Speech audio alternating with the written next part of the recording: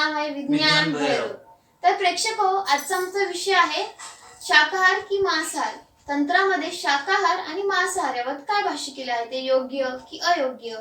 तत्पूर्वी आमचा जो मागील व्हिडिओ होता ज्यामध्ये आम्ही आहार आणि तंत्र या संदर्भात बोललो, तर आम्हाला अनेक फीडबॅक आली, त्यामध्ये प्रश्न विचारण्यात आले कमेंट्स आणि मेल द्वारा. तर आजचा जो भाग आहे तो आम्ही पूर्ण प्रश्न उत्तराच्या स्वरूपात घेणार आहोत आणि त्यातूनच आम्ही शाकाहार आणि मांसाहार याबद्दल सखोल माहिती सुद्धा देणार आहोत. तर आजचा आपण पहिला प्रश्न बघूया. अल्प आहारामुळे शरीरात पोषण मूल्यांची कमतरता होऊन अशक्तपणा येतो का? शरीराचे योग्य पोषण होत नाही का? यावर तुम्ही काय सांगा? ह्या पद्धतीचे बरेचसे प्रश्न माझ्या अल्पाहाराच्या ज्याबद्दल आपण जे बोललो होतो त्यावर विचारण्यात आले. तर पोषण मूल्य ही संकल्पना काय आपण बघू.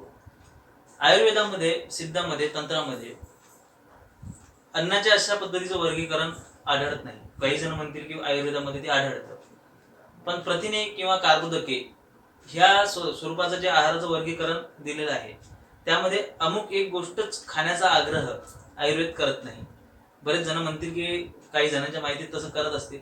आयुर्वेदाची पण बरीचशी पुस्तकं आहे, बरीचशी माहिती आहे, पण मी जिथपर्यंत वाचलंय आणि ज्या पद्धतीनं तंत्र सांगतं, तर मुळातच तुमच्या जठराचा आकार केवढा, तुम्ही त्याच्यात भरताय किती. आणि राहिला प्रश्न पोषण मूल्यांचा, तर पोषण मूल्य संकल्पना खूप आधुनिक आहे, म्हणजे अलीकडची संकल्पना आहे ही. जसं मी गेल्या आमच्या याच्यात सांगितलं होतं, व्हिडिओमध्ये बोललो होतो की सलमान खानच्या डायट्रिशियननं त्याला सांगितलं होतं 20 चपात्या खायचं. आज तुम्ही जुन्या डायट्रिशियनना जर का भेटलेत किंवा तुम्ही जे कोणी बॉडी बिल्डर असतील त्यांना जर का विचारलं, तर त्यांच्या डाएटचा कन्सेप्ट म्हणजे दर महिन्याला, दर 2-3 महिन्याला बदलत राहतात.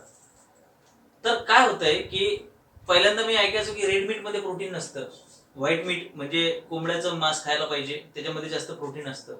अलीकडे मी काही दिवसांपूर्वी ऐकलं होतं की बीफ शिवाय प्रोटीन भेटत नाही, बीफ खायला हवं. त्या प्रोटीनच्या कन्सेप्ट सुद्धा आपल्या बदलत असतात, म्हणजे या संकल्पना बदलत जातात. आधुनिक विज्ञानात ज्या डाएटच्या जे संकल्पना आहेत ते नेहमी बदलत जातात. तर राहिला प्रश्न की बाबा मला अशक्तपणा येईल का अल्पाहारामुळे. तर मुळातच आपलं शरीर इतकं सुंदर मशीन आहे की आपल्या परिसरात जेही काही उगवतं 200 किलोमीटरच्या आसपास, जसं राजीव दीक्षित म्हणायचे, त्या परिसरामध्ये उगवलेलं अन्न जेव्हा मी खातो तेव्हा माझं शरीरच त्याच्यातून आपोआप त्याला आवश्यक तेवढी इसेन्शियल अशी पोषण मूल्य ते काढून घेत असतं. आणि अशी कित्येक उदाहरणं मी तुम्हाला देऊ शकतो. हठयोगी खास करून जे एकाच पद्धतीचा, एकाच प्रकारचा आहार घेतात आणि तोही अल्प असा घेतात, पण तरी सुद्धा ते निरोगी जगतात, ते खूप सुदृढ जगतात आणि दीर्घायुष्य जगतात. आता प्रश्न असा येतोय की दीर्घायुष्य आणि अल्पायुष्य, मग जर का जुन्या काळामध्ये सगळेच लोक दीर्घायुष्य पाहिजे होते, म्हणजे आधुनिक वैद्यकीय विज्ञानावर लोकांचा विश्वास का आहे, तर त्याला कारणच ते आहे की लोकांना असं वाटतं की बाबा जुन्या काळामध्ये लोक अल्पायुष्य होते, आता लोक दीर्घायुष्य झालेत. मॉर्टिलिटी रेट तेव्हा, म्हणजे फर्टिलिटी रेट आणि मॉर्टिलिटी रेटचा जर विचार केला तेव्हा जन्मदर हा खूप कमी होता आणि मृत्यूदर खूप जास्त होता. तर ह्या संदर्भातलं सुद्धा आपल्याजवळ त्याची सुद्धा तुम्हाला मी समाधानकारक उत्तर देऊ शकतो. त्या संदर्भातला आपला पुढचा प्रश्न आपल्याला विचारलेला आहे. म्हणजे आपण आता याच्यातूनच बघितलं की आपलं शरीरच असं आहे की जे आपण खातो, म्हणजे ते किती खाऊ, शरीर स्वतः त्यातून पोषण घेते आणि आपल्या परिसरामध्ये जे पण असतं, जे फळं भाज्या जे असतील ते सगळं आपल्यासाठी पोषकच असते आणि शरीरासाठी चांगलंच असते. तर आपण दुसऱ्या प्रश्नावर येऊया. आधुनिक वैद्यकीय विज्ञानावर लोकांचा एवढा विश्वास का आहे? जसं मी तुम्हाला म्हटले, पुढचा प्रश्न त्या संदर्भात आहे. आधुनिक वैद्यकीय विज्ञानावर जेव्हा विश्वासाचा प्रश्न येतो तेव्हा लोकांना जगवलं आधुनिक वैद्यकीय विज्ञानाने, ॲलोपॅथीने लोकांना जगवलं, दीर्घायुषी बनवलं. तर ही गोष्ट मला मान्य आहे का? अर्थातच आहे. जुन्या काळामध्ये भारत स्वतंत्र झाला तेव्हा 35 कोटी होते, आज आपण 135 कोटी. तर लोकसंख्या वाढली का? अर्थातच वाढली. जन्मदर वाढला का? अर्थातच वाढला. म्हणजे जुन्या काळातले लोक दीर्घायुषी नव्हते का? होते, पण काहीशी होते. माझा मुळातच तुम्हाला प्रश्न आहे की आयुर्वेद म्हणजे, योग म्हणजे काय होय? यथा योग अनुशासनम, अनुशासन हाच योग आहे. आणि आयुर्वेद काय आहे? तर आयुर्वेद म्हणजे शिस्त, जीवनाची शिस्त. तुम्ही सकाळी कधी उठता, तर रात्री झोपेपर्यंत तुम्ही शिस्तीमध्ये जीवन जगता का, की मस्तीमध्ये जीवन जगता? मुळात जेव्हा आयुर्वेद आपल्या देशामध्ये होतं तेव्हा आपल्या देशातली लोक शिस्तप्रियच होती असं आपण गृहीत का धरतोय? मुळातच तेव्हाची लोक ही आताच्या सारखीच होती. आपली लोक आळशी होती, स्वतःच्या तत्वज्ञानाला मानत नव्हती, म्हणूनच ॲलोपॅथी एवढं रुजलं ना आमच्या देशात. जुन्या काळामध्ये जसं सद्गुरू जग्गी वासुदेव एक उदाहरण देतात की माझी आजी खूप कमी खायची आणि तिला प्रत्येक जण सांगायचं तू भरपूर खा, तू खाल्ली नाही तर मरशील, तू खाल्ला नाही तर मरशील. असं सांगणारे सगळे मेले म्हणजे माझी आई हा. आजी 112 वर्ष जगली. तर अशा पद्धतीनं तिने नंतर जीवनाच्या उत्तरार्धात स्वतःचं मंदिरही बांधलं होतं म्हणे. तर अशा पद्धतीनं जेव्हा लोक मी सुद्धा अशी बरीचशी लोक बघितली की जे दीर्घायुषी होते, दीर्घायुष्य जगले, ते डिसिप्लिनमुळे जगले. आयुर्वेद आणि सिद्ध किंवा तंत्र, इट्स ऑल अबाउट डिसिप्लिन. मुळात त्या काळात लोक तितके डिसिप्लिन होते का? आणि आजच्या मग आज मग डिसिप्लिन नाही, पण आयुष्य तर खूप जगतोय ना, पण आपली क्वालिटी ऑफ लाईफ, आपल्या जीवनाचा दर्जा वाढला का? म्हणजे आपण आता जर बघितलं की समजा एखादा व्यक्ती 90 वर्ष जगत आहे, पण त्याची शेवटची 20 वर्ष जर तो बिमारीतच घालवतो, म्हणजे व्हीलचेअरवर आहे, तर मग त्या जगण्याचा अर्थ काय? त्याची क्वालिटी ऑफ लाईफ घसरते. क्वालिटी ऑफ लाईफ घसरते. आणि विशेष म्हणजे काय होतंय की मी इतक्यात महालक्ष्मी होत्या आणि मी एका घरी प्रसाद घ्यायला गेलो. जेवतो मी एकदाच, त्याच्यामुळे मी अल्पसा प्रसाद घेतला. तर तिथे मी बघितलं की 4 लोक बसलेले आहेत आणि चर्चा करतायत. त्या 4 पैकी 3 जण फक्त डायबिटीज, बीपी, शुगरवरच भाष्य करतायत. आज हे जे लाईफस्टाईल डिसीजेस आहेत, तुम्हाला कधी आठवते का हो की तुम्ही समजा माझ्या वयाचे असाल किंवा माझ्यापेक्षा जास्त वयाचे असाल, तुम्ही तुमच्या म्हाताऱ्यांमध्ये ह्या गोष्टी व्हायच्या का? डायबिटीजवर बोलल्या जायचं का? किंवा शुगरवर बोललं जायचं का? बीपीवर बोललं जायचं का? हार्ट अटॅक किती लोकांना यायचे? तेव्हा खूप एखादं असं उदाहरण असायचं, एकदम क्वचितच. आणि श्रीमंतांचे आजार, या आजारांना श्रीमंतांचे म्हणजे सुखवस्तू लोकांचे आजार म्हटलं जायचं. म्हणजे आम्ही सुखवस्तू होतोय म्हणजे आजारी होतोय का? हा सगळ्यात मोठा प्रश्न आहे. तर क्वालिटी ऑफ लाईफ वाढली का? मुळातच तेव्हाच्या लोकांनाही संयम समजला नाही, आणि ज्यांना संयम समजला, ज्यांना अनुशासन समजलं, ते त्या काळातही दीर्घायुषी होते, ते आजच्या काळातही दीर्घायुषी होऊ शकतात. त्याच्यामुळे आम्हाला खूप जास्त जगवलं. म्हणून आधुनिक वैद्यकीय विज्ञान म्हणजे सडके कांदे जगवले, नासके कांदे जगवले. मग जगणं काय चांगलं नाही का? कसंही का असं जगतात तर खरी. मुळातच आमच्या धर्मामध्ये, खास करून तंत्रामध्ये मृत्यूला वाईट मानत नाही. कारण आमचा जो देव आहे तो स्मशानातला आहे. स्मशानातल्या देवांची पूजा करणारे लोक आपण. आपल्याला कसले मृत्यूचं भय आलंय. आणि विशेष म्हणजे जे अंगाला राख लावतात, भस्म लावतात, ज्यांचे देवी देवताच बिभत्स स्वरूपाचं एक मृत्यूचं स्वरूप घेऊन तांडव करतात, त्यांना कसली आली मृत्यूची भीती. त्याच्यामुळे मृत्यूलाच, संहारालाच उत्पत्तीचं कारण, जसं मी आपण गेल्या वेळी बोललो की संहारातूनच उत्पत्ती होते, मृत्यूतूनच नवनिर्मिती होते, ह्या विचारधारेवर दीर्घ विश्वास असणारा आपला समाज होता. त्यामुळे मृत्यूला कधी मृत्यू खूप वाईट आहे, खूप चुकीचं आहे, ही संकल्पना सुद्धा बाहेरूनच आपल्या देशामध्ये आलेली आहे आणि रुजवल्या गेलेली आहे. तर आपण पुढचा प्रश्न आता बघूया की पूर्वीच्या काळी आयुर्वेद सिद्ध तंत्र असूनही मनुष्याचे आयुर्मान कमी का होते? तो दीर्घायुषी का नव्हता? जसं मी याचं उत्तर आताच दिलंय की तो दीर्घायुषी का नव्हता, तर तेच, तो अनुशासित नव्हता. त्यांनी अनुशासन ज्यांनी पाळलं नाही त्यांचं कमी होतं, आयुर्मान कमी होतं. आणि अनुशासन म्हणजे आर्मीच्या शिस्तीबद्दल बोलत नाही. शिस्त म्हणजे काय? तर मुळातच की सुखा वस्तूंचा, सुखी जीवनाचा त्याग, सुखाच्या त्यागाला आपल्या जीवनामध्ये प्रचंड महत्व आहे. प्रचंड. म्हणजे मी झोपायला गादी वापरतोय का?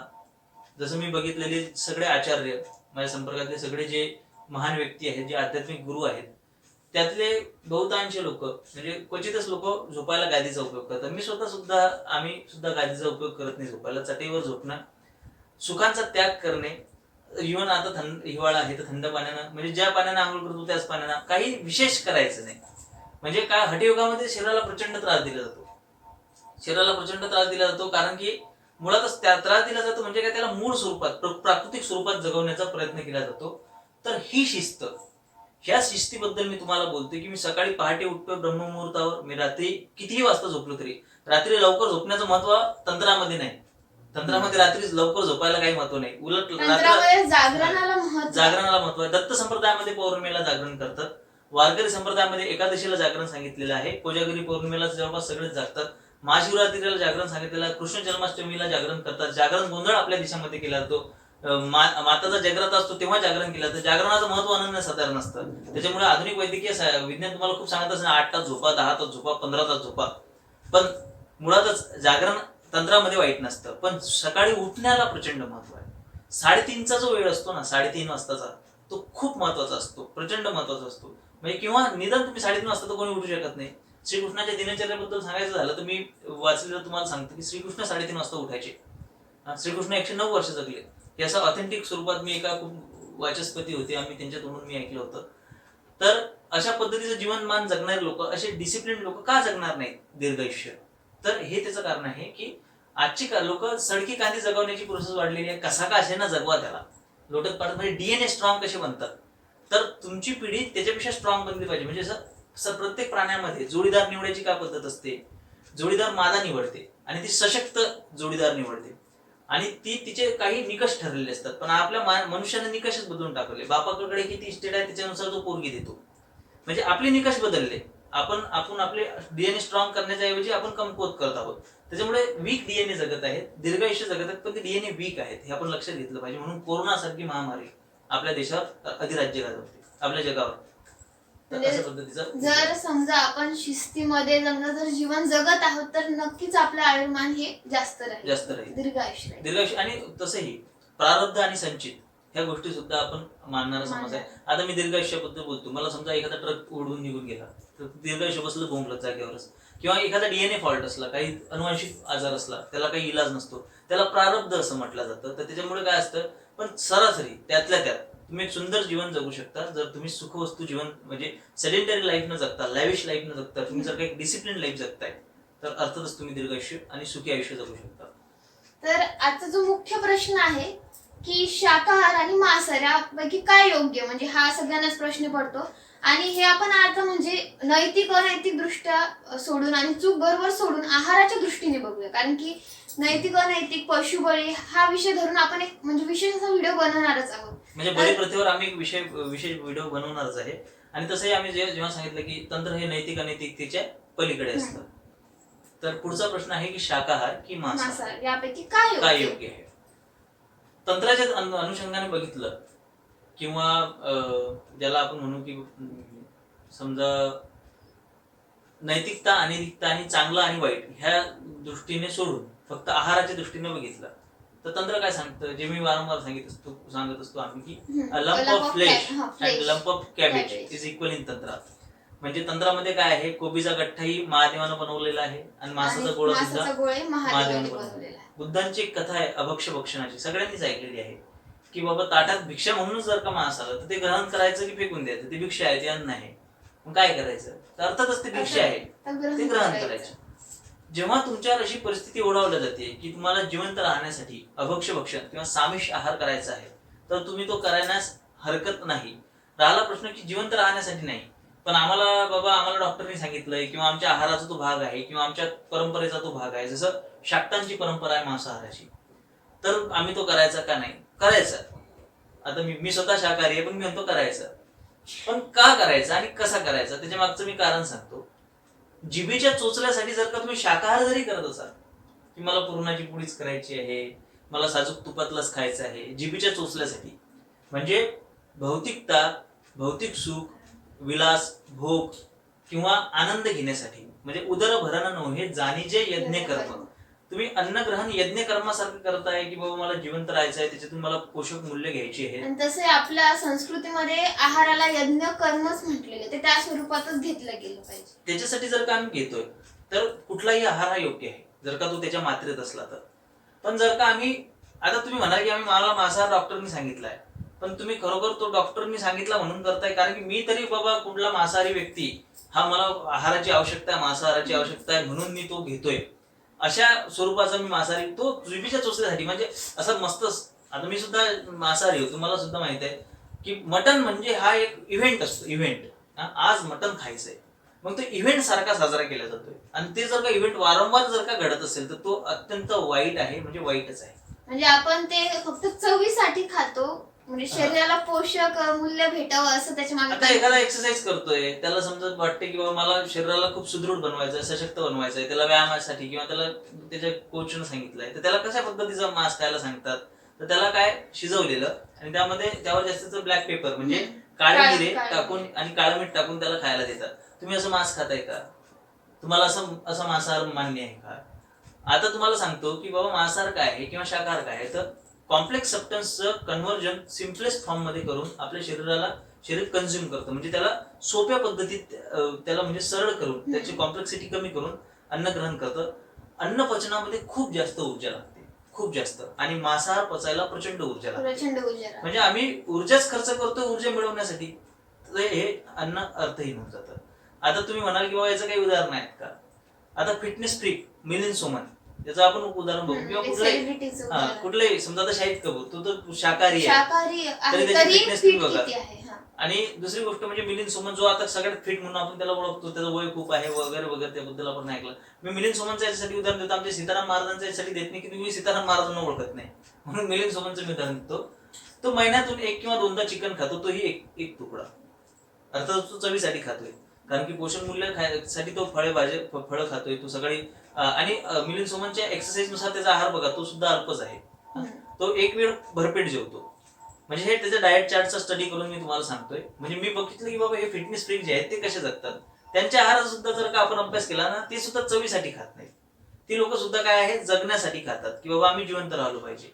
मग एवढा मोठा फिटनेस फ्रीक जर का मांसाहार करताना तो एक तुकडा खातोय, किंवा इतरही तुम्ही उदाहरणं घ्या, चांगल्या मोठमोठ्या डायट्रिशियनना भेटा, त्यांच्याकडून सुद्धा आधुनिक वैद्यकीय विज्ञानानुसार सुद्धा सल्ला घ्या. ते भरपूर मांसाहार करण्याच्या पक्षात नसतात.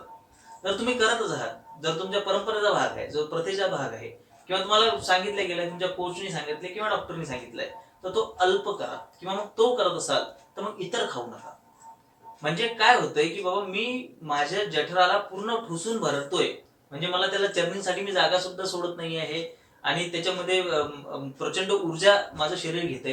आयुर्वेद सांगते की ताप आल्यावर लंघन करा, मी करत असतो. मी कोरोनामध्ये सुद्धा 11 दिवस लंघन केलं होतं, फक्त लिक्विड डाएटवर होतो मी. त्याला लंघन नाही म्हणू आपण, लिक्विड डाएटवर म्हणजे मी पालेभाज्यांचा ज्यूस वगैरे तेव्हा मी घेतलं, पण 11 दिवस मी आपल्या भाषेत सांगायचं तर उपाशी होतो, आणि मी बरा झालो. आणि मी तापीत सुद्धा, किती मला ताप असली तर सुरुवातीला मला घरून विरोध व्हायचा, पण आता लोकांना सुद्धा सगळ्यांना माहित झालं की लंघन केल्यानंतर ताप उतरतो, तुमचं शरीर परत सुदृढ बनतं, परत सशक्त बनतं. तर लंघन का सांगितलंय आयुर्वेदामध्ये, कारण की अन्न पचनासाठी खूप जास्त ऊर्जा लागते. मग ती ऊर्जा तुम्ही मांसाहार करून अधिकही वाढवताय का, अधिकही तुमच्या शरीराला ऊर्जा घ्यायला भाग पाडताय का, हा विचार आपण करणं गरजेचं आहे. आणि हेच नाही, आपण जर शाकाहार सुद्धा घेतोय तरी पण म्हटलं की जेवढी आपण जेवण करतो त्याच्यात थोडंसं म्हणजे भूक ठेवायला पाहिजे. भूक ठेवायलाच पाहिजे. तिथं आमचं आधीपासूनच आम्ही ते सांगतो की पोटामध्ये जागा असणं फार गरजेची आहे. आणि सोबत शाकाहार आहे, मग आता शाकाहार चांगला आहे तर मग हसडून खायचं अशातला सुद्धा भाग नाही. ते पण बरोबर. म्हणजे असा विषय आहे की माझा मित्र मांसाहार करत होता, दुसरा एक जाडजूड मित्र आलूचे चिप्स खात होता, आणि त्याला सांगत होता, कसे रे तुम्ही मांसाहारी लोक जीव हत्या करता, त्याला कापून खाता, तुम्हाला कसं वाटत नाही ते शरीराला किती घातक असते. तू पण तेच करतोयस बाळा, तू पण ते घातक चिप्स, ते साल्टेड चिप्स तू पण तेच खातोयस, ते पण पोटभर खातोयस. तुझ्या अंगावर एवढी एवढी चरबीची मात्रा चढलेली आहे, तू काय दुसऱ्याला ज्ञान देतोस. म्हणजे आलूचे चिप्स खाणारे आणि प्रचंड मांसाहार करणारे, म्हणजे साल्टेड आलूचे चिप्स खूप जास्त प्रमाणात खाणारे आणि मांसाहार करणारे, याच्यात फरक काय आहे. तात्विक दृष्ट्या या दोघांमध्ये काहीही फरक नाही. हा सुद्धा जिभेच्या चोचल्यासाठी खातोय, तो सुद्धा जिभेच्या चोचल्यासाठी खातोय. आणि मग ते असताना जिभेचे चोचले बुडाला टोचले म्हणतात. काय होतंय की सगळेच जण आजारी आहेत, सगळेच जण आजारी आहेत. म्हणजे आपण आता बघू शकतो की डायबिटीज झालं, ब्लड प्रेशरचे प्रॉब्लेम असतात, आणि ऍसिडिटी तर सगळ्यांना. ऍसिडिटी कंपल्सरी आहे. मूळव्याध असा आजार आहे की लोक कोणाला सांगू शकत नाही, कब्जेला पण सांगू शकत नाही, पण असतो लोकांना. का असतो तो, काय त्याच्या मागची कारण काय, हे खूप कॉमन आजार झालेले आहेत सगळे. ऍसिडिटीचा त्रास तर तो यत्र तत्र सर्वत्र कुठेही तुम्हाला ऍसिडिटी पाहायलाच मिळणार आहे. म्हणून मुळातच तंत्रामध्ये आहाराला आणि फिटनेसला इतकं का महत्व आहे, कारण की फिटनेस शिवाय तुम्ही ईश्वर प्राप्ती करू शकता. तंत्राचा बेसच हा आहे, तुम्ही फिट पाहिजे. फिट म्हणजे कसे, या आधुनिक काळाच्या संकल्पनानुसार फिट नाही बरं, तर तुम्ही खरे फिट, नाही तर ऊपर से टाम टू मंदर से राम जाने, कित्येक बॉडी बिल्डर गेले कोरोना.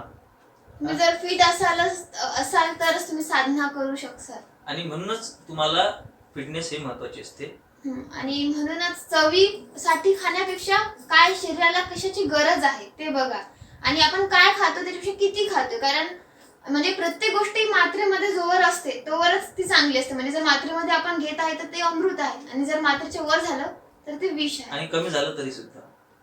आम्ही आमच्या पुढच्या भागात बळी प्रथा आणि तंत्र या संदर्भात बोलणार आहोत. त्यासोबतच तुमचे जे प्रश्नोत्तर असतील, जे आजही घ्यायची होती आणि काही घ्यायची राहून गेली, तर त्यातला एक महत्वाचा प्रश्नच होता, तो बळी प्रथा आणि तंत्राच्या संदर्भात होता, की तंत्रामध्ये बळी प्रथा आहे का, असल्यास तुम्ही त्याचं समर्थन करता का वगैरे, अशा पद्धतीचे प्रश्न होते. हा विषय खूप मोठा आहे, तर त्यासाठी एक स्वतंत्र व्हिडिओ बनवावा लागेल. सोबतच काही छोटे मोठे प्रश्न होते, विचारांवर होतं, एक सतत डोक्यामध्ये विचार न राहू. म्हणजे आमचं जे मुख्य टॉपिक आहे विज्ञान भैरव, मेडिटेशन, त्या मेडिटेशनच्या संदर्भातली काही प्रश्न होती. तर त्याच पद्धतीनं ते प्रश्न सुद्धा आपण घेऊ. सोबतच आपण हे सदर घेऊ की तंत्र आणि बळी प्रथा. तर मित्र परत भेटू लवकरच. याच प्रकारे आम्हाला कमेंट बॉक्समध्ये तुमचे प्रश्न पाठवा, मेल करा. तुमचं असं सहकार्य आणि प्रेम असू द्या. सबस्क्राईब करा, लाईक करा, व्हिडिओ शेअर करा. शेअर करा. धन्यवाद. धन्यवाद. नमस्कार. नमस्कार.